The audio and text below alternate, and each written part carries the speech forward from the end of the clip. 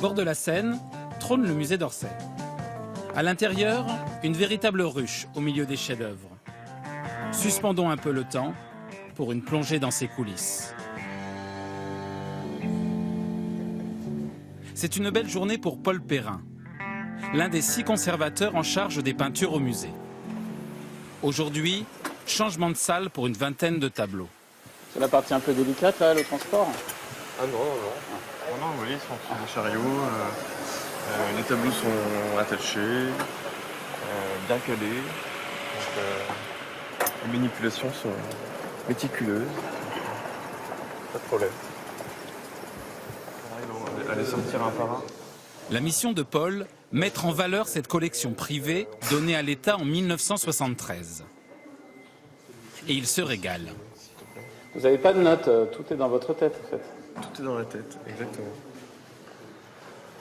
Une certaine improvisation devant les tableaux, comme un grand puzzle dont les pièces sont des toiles de maître. On n'a qu'à le mettre là pour l'instant, et puis on le changera après.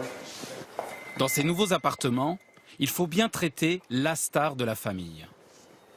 Ah, donc ça, c'est un peu la plus importante de la collection. Donc on va le mettre vraiment au centre, sur le grand mur central de la salle. C'est quoi comme tableau? C'est les Bretonnes de Gauguin. Paul ne sait pas seulement déménager des tableaux. En bon amoureux de l'art, il aime les faire parler.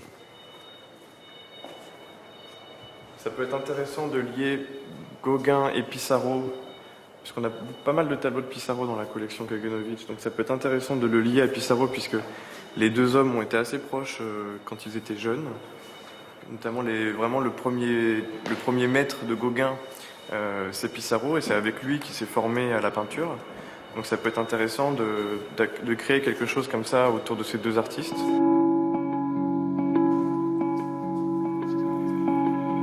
Un peu plus loin, c'est le destin d'une autre grande toile qui se joue.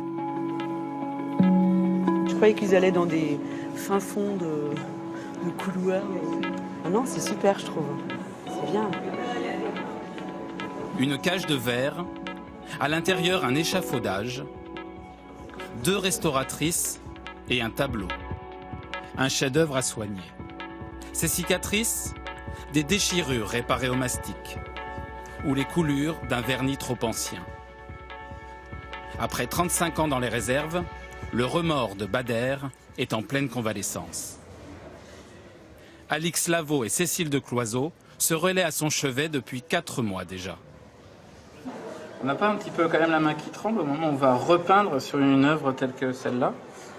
Non, il vaut mieux pas trop avoir la main qui tremble. C'est quelque chose de simple et de parfaitement réversible.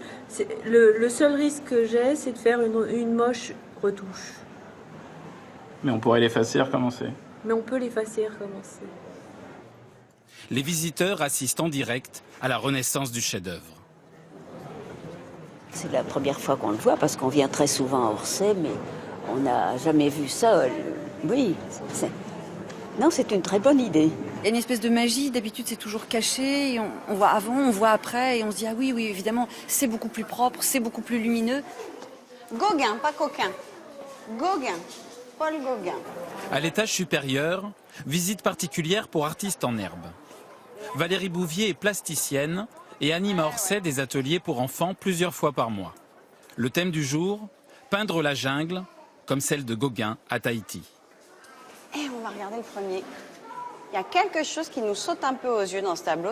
Vous en connaissez des chiens oranges? Non. C'est ça qui est assez particulier dans sa peinture, c'est que Gauguin, il va peindre les choses en inventant des couleurs. Comme si c'était un peu des couleurs de rêve. Allez, on y va. On va aller à l'atelier. Direction l'atelier, le privilège de peindre dans un musée, qui s'apprête à nous ouvrir les portes de sa réserve.